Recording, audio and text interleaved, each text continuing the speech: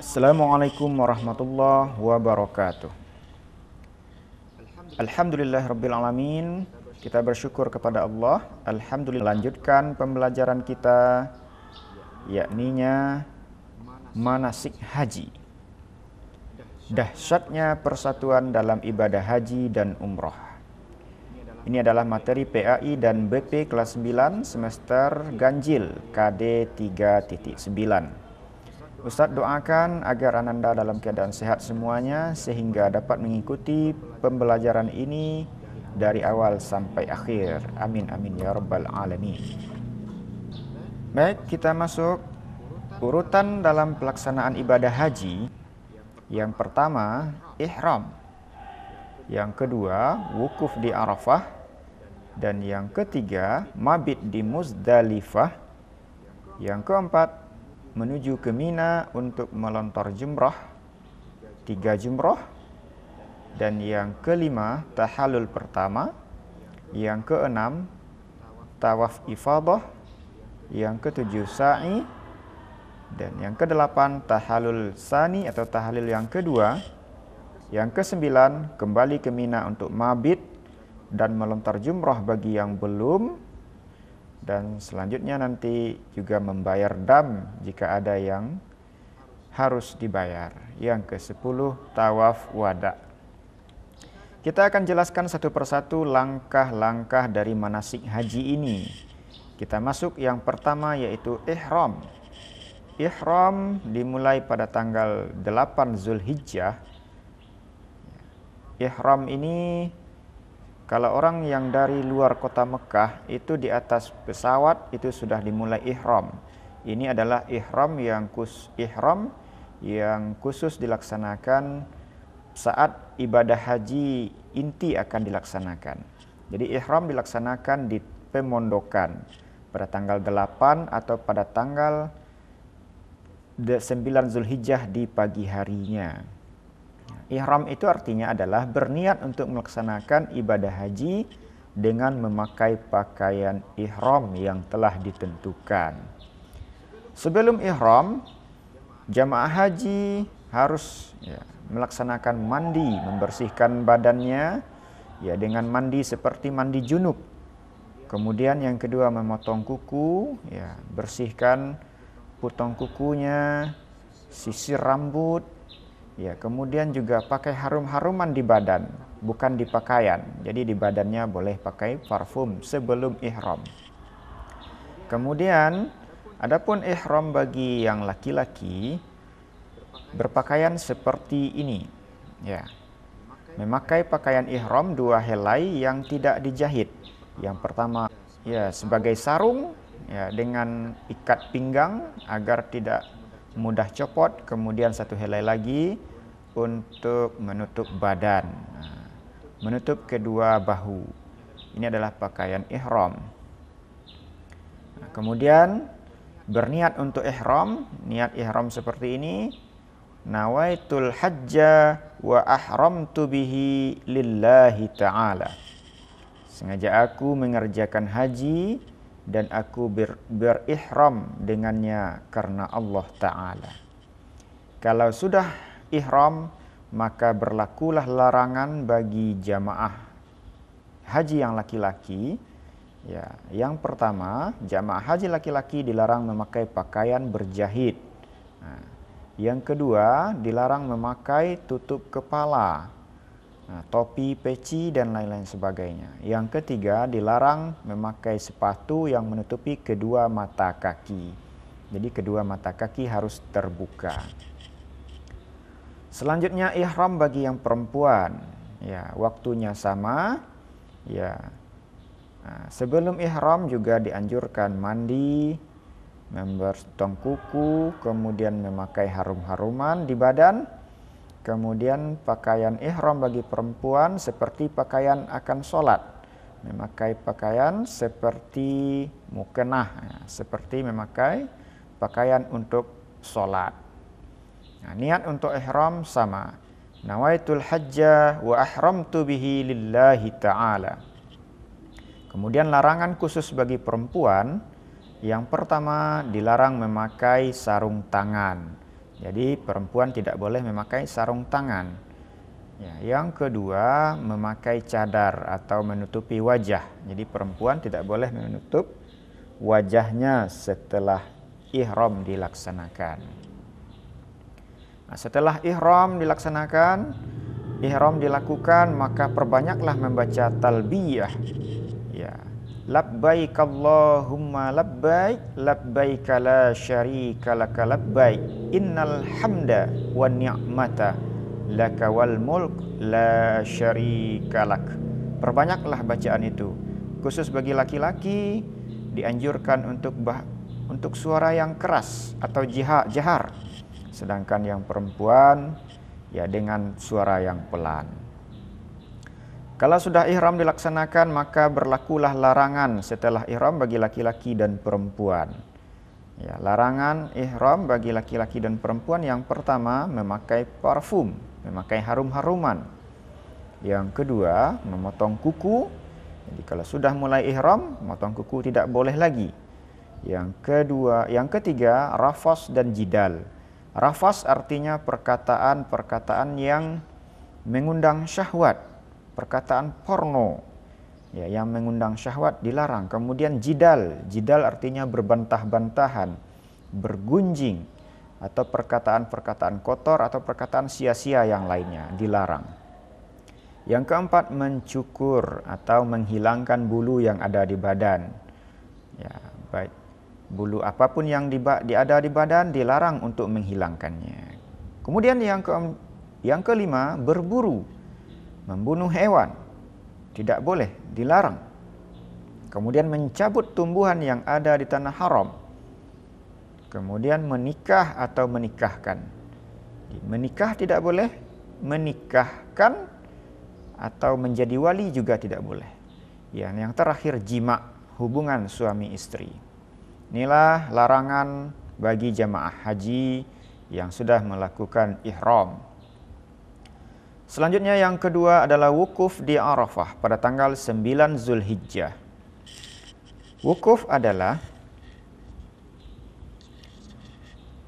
berdiam diri di Arafah pada tanggal 9 Zulhijjah. Dari waktu zuhur sampai terbenam matahari, walaupun sejenak.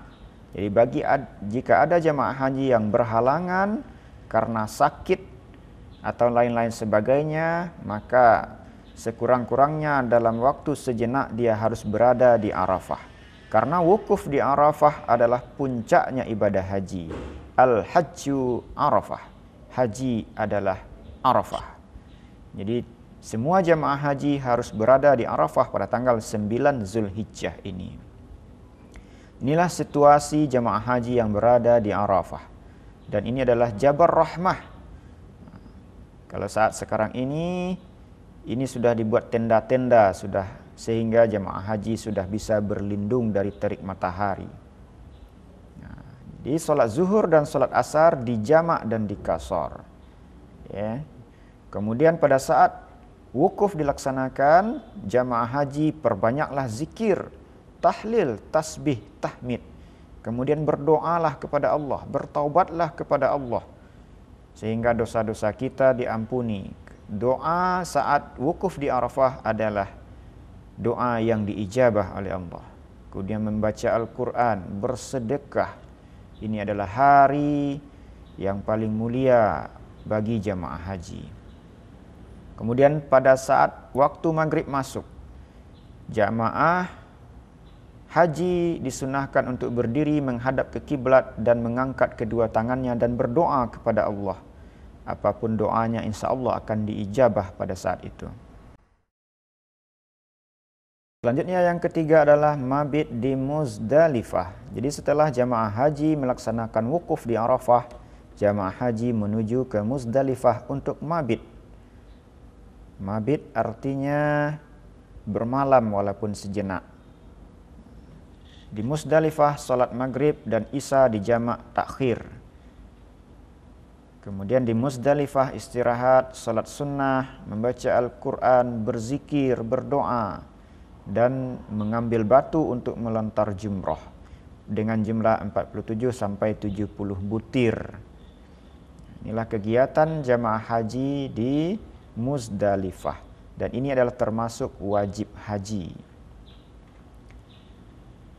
Selanjutnya yang keempat di Mina melontar jumrah.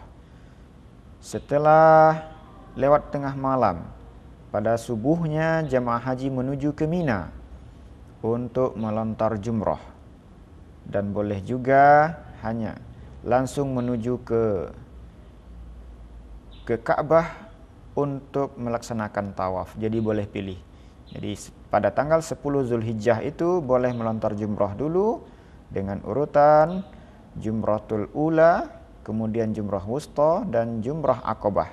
Masing-masing jumrah melontar 7 buah lontaran, 7 kali lontaran dengan bacaan Bismillahi Allahu Akbar. Bismillahi Allahu Akbar. Kemudian setelah dilaksanakan melontar jumrah, tahallul pertama. Tahallul artinya mencukur rambut. Setelah tahallul pertama, mengganti pakaian dan larangan haji tidak berlaku lagi kecuali jima. Kemudian setelah itu tawaf rukun haji. Tawaf yaitu mengelilingi Ka'bah 7 kali atau 7 putaran, dimulai dari Hijr Aswad dan berakhirnya juga di Hijr Aswad. Seperti gambar ini mengelilingi Ka'bah, dimulai dari Hijr Aswad, ini adalah Hijr Aswad dan berakhirnya nanti juga di sini. Adapun bacaan saat melaksanakan tawaf adalah yang pertama dari Hijr Aswad, bacalah doa Rabbana atina fid dunya hasanah wa fil akhirati hasanah wa qina azabannar. Kemudian dari Subhanallah walhamdulillah wa la ilaha illallah Allahu akbar wa la haula wa la quwata illa billahil aliyyil azim. Kemudian setelah tawaf, maka disunahkan salat 2 rakaat di makam Ibrahim, kemudian minum air zam-zam. Setelah minum air zam-zam, selanjutnya yaitu sa'i, menuju ke tempat sa'i. Sa'i adalah berlari-lari kecil dari Bukit Syafa ke Marwa sebanyak 7 kali. Dengan hitungan dimulai dari Syafa menuju ke Marwa itu hitungnya 1 kali. Kemudian dari Marwa menuju ke Safa itu 1 kali juga. Jadi 1, 2, 3, 4, 5, 6, 7. Berakhirnya di Marwa. Dan berlari-lari kecil ada batas hijau. Di antara batas hijau ini jamaah haji disunahkan berlari-lari.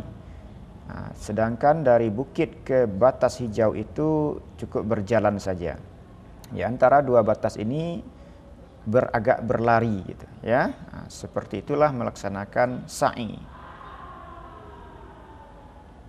Selanjutnya setelah sa'i di Marwa, jamaah haji melaksanakan tahallul yang kedua. Jadi bagi jamaah haji yang sudah melontar jumrah, setelah sa'i mereka melaksanakan tahallul yang kedua. Laki-laki disunnahkan untuk botak ya, untuk mencukur habis rambutnya. Seperti di gambar ini. Kemudian selanjutnya yang ke-8 di mabit di Mina. Jadi jamaah haji kembali ke Mina untuk melaksanakan mabit. Bermalam di Mina, memperbanyak talbiyah, zikir, doa dan salat sunnah. Melontar jumrah bagi yang belum dari tanggal 11 sampai 13 Zulhijjah. Jadi bagi jemaah haji yang memilih tawaf dan sa'i terlebih dahulu. Jadi tahallul yang kedua ini adalah tahallul yang pertama bagi mereka. Dan setelah itu mereka melanjut di Mina untuk mabit dan sekaligus melontar jumrah. Jadi boleh ada 3 pilihan saat ibadah haji ini. Mau melontar jumrah dulu, atau mau tawaf dan sa'i terlebih dahulu.